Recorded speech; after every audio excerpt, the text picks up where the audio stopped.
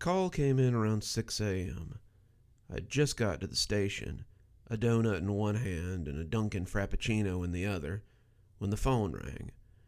I figured it would be another call about the full porta potties or people taking up too much space on the campgrounds, but it turned out to be something a little out of the ordinary.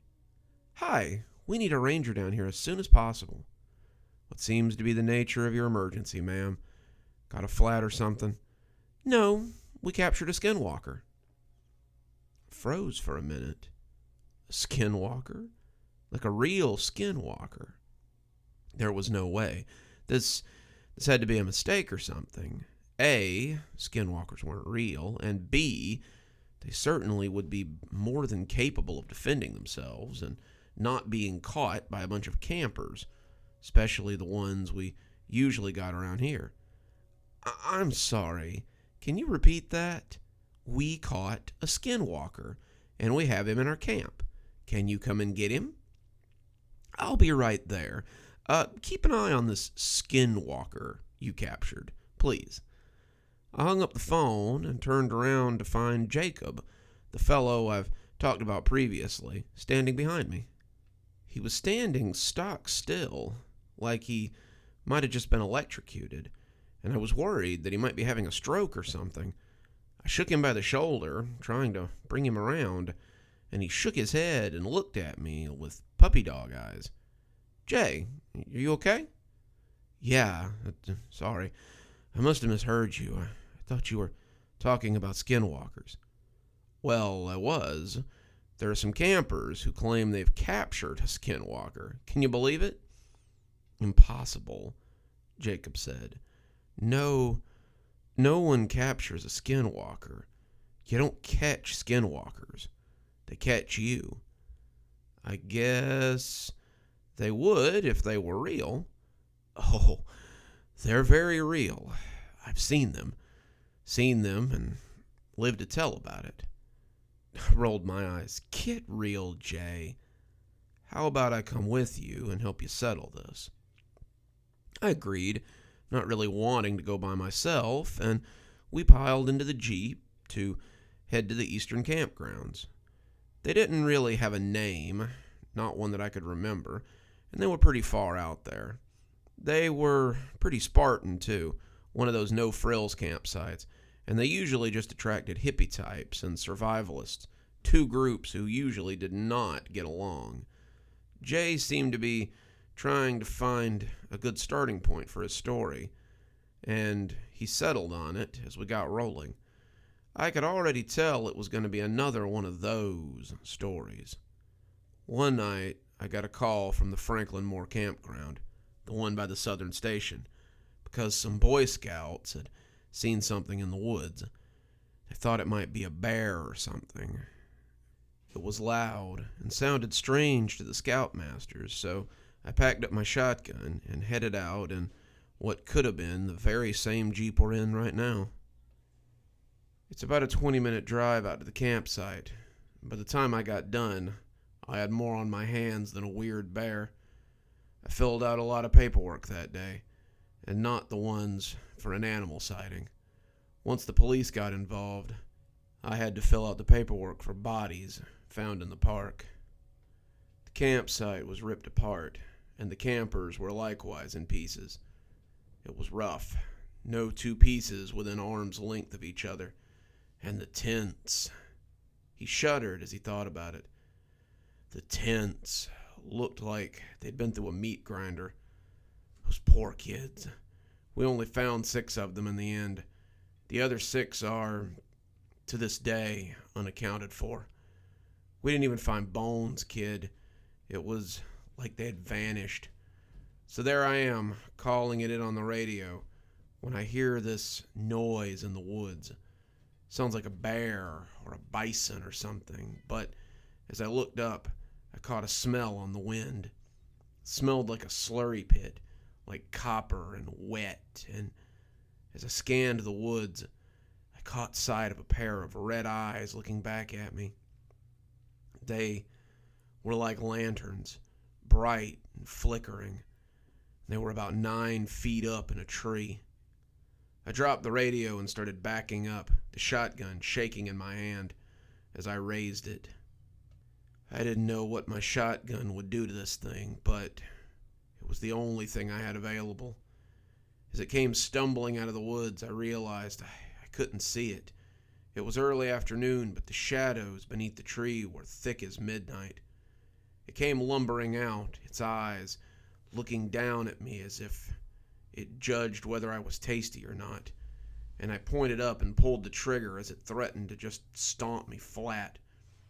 The shotgun went off with a sound like thunder, and I racked it and pulled the trigger again.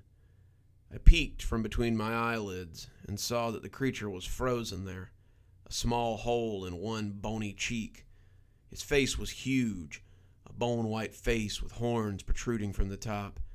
Its body was gray, at least as far as I could tell, but it was hard to see much in the split second that I saw it. I pulled the trigger a third time, my hands shaking so badly that I couldn't help it, and as the blast went off, I saw the creature flinch away and disappear into the woods like smoke. I never saw it again, but when I described it to my supervisors, they informed me that I'd just seen a bear with the mange, and if asked, that was what I better tell people. A coworker, afterward and very quietly, informed me that I'd seen a Skinwalker, and that it was best to forget it if I was able. Easier said than done, he said, as we turned down the dirt road that would take us to the campsite on the east end. Driving past the open lots, I was reminded of how rural these campsites were. There wasn't a bathroom stall or a power pole to be found. There were no RV hookups, and lots weren't even big enough to put a camper onto. The people who were here made overhangs in the trees or set up tents. This was authentic camping, not the way I usually went about it, and I couldn't imagine who would be interested in this. We arrived at the lot in question, and I saw a big 4-man tent with the usual collection of camp chairs and cooking grates. There was a fire burning in the pit, and 3 people gathered around it, staring at the 4th. The 3 who were standing were in jeans and t-shirts, the woman wearing flannel and capri pants, and they were surrounding a 4th person who was tied with a length of rope. He was bearded, wearing a gray and orange vest with faded jeans and running shoes. He looked nervous, but seemed to be a little less so as we came walking up. He did not, as far as I knew, look like a Skinwalker. "So what exactly is going on here?" I asked. "We caught a Skinwalker in the woods. We were hoping you knew how to get rid of it." "Let's not be hasty," said the man. "I'm not a Skinwalker, I can assure you. I'm just a normal person." I nodded, but there was something a little off about him. He sounded way too calm to be tied up under guard, but it was a little more than that. He just seemed kind of off, though I couldn't put my finger on it. "So what makes you think this fellow's a Skinwalker?" "Well, we were hiking in the woods earlier, moving across the trail down by the meadow, and we heard someone screaming. They were yelling for help over and over again, and when we peeked through the trees, we saw Mark," but the woman paused and cleared her throat, "marching guy here. He was just marching through the meadow as he yelled. It was really weird." I raised an eyebrow before looking down at the fellow and asking, "So, what were you screaming for, sir?" "I was lost," he said, his tone frantic, but his eyes completely calm. I'd gotten lost in the woods and couldn't discover my way home. I needed help, and then these 2 came up and asked what was wrong," he said, nodding his head at the 2 on his right and left. "Not the other guy?" I asked, pointing to the man behind him. "Nah, I had the rope," he said, almost proudly. I hadn't really paid attention to the rope, but now that I looked at it, I could tell it was something different than your typical climbing rope. It was white, the strands fine like the cords of a fancy set of curtains. There were marks on it, chalk or charcoal marks, and it was pretty interesting. "What's so special about the rope?" "Well, I always bring a few things when we go camping. Appalachia's a magical place, and you have to be prepared to deal with more than bears, you know. I've got salt for circles, holy water, crucifixes, some runes, and that rope. It's woven from some kind of blessed tree fibers, and a medicine man inscribed runes on it for me. It's supposed to, he scratched his chin as he tried to get the words just right. Neutralize the abilities of otherworldly creatures. And I guess it works, because this bozo's been stuck in the same form since we put him in it. Right. So you just tied up a stranger in the woods for no reason. No, the guy said, sounding annoyed. I tied up a Skinwalker. So yeah, Kevin and I approached him, the woman said, drawing attention back to her. We distracted the Skinwalker while Charles snuck up on him and trapped him in that rope thing there. It went pretty well. We got him while he was still sizing us up, I guess. We got the drop on his ass, Kevin said merrily. They engaged me in conversation, and then they ambushed me. Can you please let me go? I don't know what's going on, but I really need to go, said the man who was probably not a Skinwalker.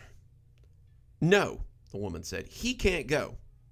Why not? I asked, feeling more than seeing Jay come up to back me. Because he's a Skinwalker. That one's getting a little old, guys, so unless you got a better reason, I'm gonna need you to let the guy go. Celine, just tell him the truth. The woman shot a warning glance at Charles. The truth is that we found a Skinwalker, and now... But she gasped as I sighed and tugged the rope off the poor guy. This has gone on long enough. Pack it up. I'm revoking your stay pass. But, the woman started, but I put up a hand to stop her. No buts. You cannot go around kidnapping guests just because you feel like it. I want you out of the park in an hour. I'll be sitting here to make sure it's done. Sir, I said, stopping the man who had been walking off, I suggest you hurry. I don't know why they grabbed you, but don't give them a chance to do it again, all right? He nodded, and when he turned to smile at me, he threw a jackleg salute that made me pause. It was weird. The whole thing was weird. This whole situation just seemed way off. The guy headed up the dirt trail, the other three watching him go, and when I turned around and clapped my hands, they all jumped. All right, pack it up, chop chop. I want the three of you gone as fast as possible. They started packing up, but I kept seeing a lot of strange backwards looks. They were clearly worried about the guy and whether or not he would double back, but I doubted it. The guy looked like a regular-ass hiker, no different than any other yuppie on the Appalachian Trail. These three clearly had something more going on than cryptid hunting. I should have called the police. I should have detained these three kids, but I decided that it wasn't worth the effort. They packed their stuff, they got in their Toyota Corolla, and they left without a word. They seemed almost glad to be leaving, and that should have raised some suspicions as well. Well, that was weird, Jacob said. What do you think that was all about? Who knows, I said, shaking my head as I got back in the Jeep. As long as they leave, let's get back to the station. I'm sure there's more work waiting. And boy, were we right. As I got back, I found Samantha on the phone with someone, and she looked worried. Thank God, she mouthed. He just walked in. Let me let you talk to the ranger in charge. I put my hand up as she tried to pass me the phone. That's not me. You should let them talk to... But when I turned around to pass the buck to Jacob, he was already gone. He'd snuck out when he saw Samantha's face, and it appeared that I was stuck with this mess. I rolled my eyes and grabbed the phone, expecting an angry guest or something. Ranger Moore, what can I do for you? Ranger Moore, this is Sergeant Swain with the Atlanta Police Department. We're looking for information on a body we found recently on an access road near the outskirts of the preserve, a Maxwell Garvey. I put the phone against my ear as I ran through the short list of guests we had camping right now, a list that was now a little shorter, I guess. Sorry, I don't have a Maxwell Garvey rating anywhere here. The sergeant sighed, and I could hear him rifling through some papers. Well, if I fax you over a picture, can you see if you've maybe seen him? He was camping with some friends, was the story his mother told us. Some people from the college that she felt a little weird about. Just have a look and see if it rings any bells. I told him to go ahead, and as the picture started creeping up the throat of the fax machine, I could already feel the sweat growing cold on me. The guy in the picture was smiling as he held up his diploma, but it was the same face that I had seen half an hour ago, as it threw me a questionable salute. He didn't look quite as nuts now, but I suppose that made sense. I reached for the phone to call the sergeant back, but Jacob came running back into the ranger station as he waved a radio at me. "We got a problem," he said, and his face was the color of old paint. "Oh, don't we just? We should have grabbed those kids, Jay. They killed that kid. We turned loose and dumped him. I don't know how, but they..." No, they didn't. If they did, they would have to do it fast." "What do you mean?" I asked, the phone making an angry noise in my hand. "Those kids are dead, Moore. Their cars flipped over and they're parts. There's parts of them everywhere. We have to call the police." I handed him the page that had just come out of the fax machine, and he looked at it with dumb recognition. "Yeah, we do." I dialed the number that the sergeant had left and sighed into the handset. It was going to be a long day. That was a week ago, and I think we finally managed to get our heads above water again. Maxwell, the guy they found on the outskirts of the park, had been killed the day before. His so-called friends and he were part of some club that looked into true crime stuff. I guess they decided that listening to podcasts and reading books wasn't enough. They made a plan to create some true crime of their own. So they killed Maxwell, dumped him, and went camping. So you can imagine how surprised they were when someone who looked just like him showed up while they were hiking. They tied him up with some magic rope, and then I'd let him go. Then I'd let those 3 friends of his go, and something had turned them into chunks. The cops said it looked like an elephant had run over their car. The vehicle was smashed all to hell. The people inside turned into a slurry. And then they had been shaken out all over the road.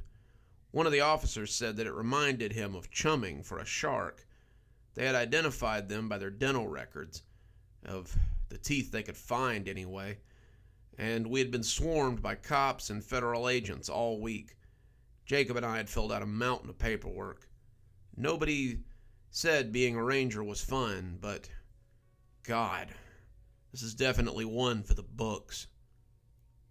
The statement the park rangers are going with is that they ran into a bear, and in a fury, it tore their car apart and turned them into slurry.